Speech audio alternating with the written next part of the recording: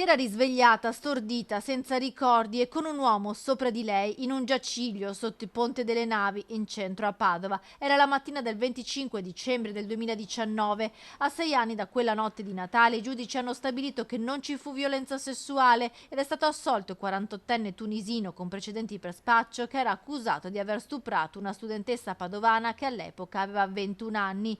Una sentenza che fa discutere in un momento storico come questo, dove in Parlamento si discute della consensualità dei rapporti intimi.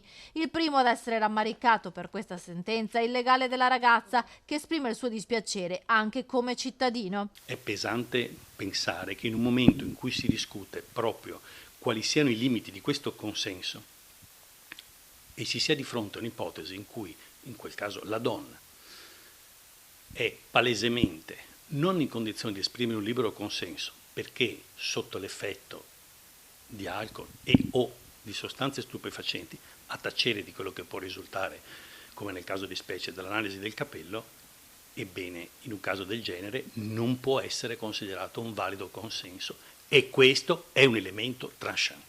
Le prove portate a processo contro il tunisino erano molte. Nei capelli della ragazza erano state trovate tracce di una sostanza stupefacente simile alla GBL, la droga dello stupro, ma per il collegio di giudici, cambiato più volte nel corso del processo, non c'erano prove certe che il rapporto non fosse stato consensuale. Non è che uno le assuma volontariamente.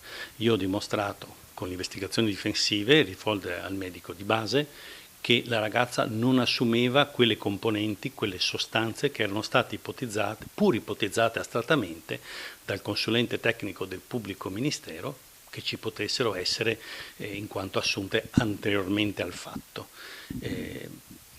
Poi il tribunale è stato di diverso avviso. Ripeto, le sentenze, io da avvocato penalista lo so bene, devono essere rispettate. Però come cittadino posso esprimere il mio stupore, il mio diritto di critica in un momento in cui in Parlamento si decide di queste cose, qual è il limite del consenso. La studentessa, oggi 27enne, all'epoca era stata ascoltata dagli inquirenti e aveva ricostruito quella drammatica notte. Dopo una cena con gli amici, la sera della vigilia di Natale, in un locale del ghetto di Padova, si era risvegliata seminuda la mattina del 25 dicembre, sotto il ponte che collega via Euganea e via Vescovado. Accanto a lei quello sconosciuto che si era subito allontanato. Nessun ricordo di quanto accaduto nelle ore precedenti. Era però riuscita a tornare a casa. Dopo qualche giorno, ancora sotto shock, aveva raccontato ai genitori e aveva denunciato tutto alla polizia.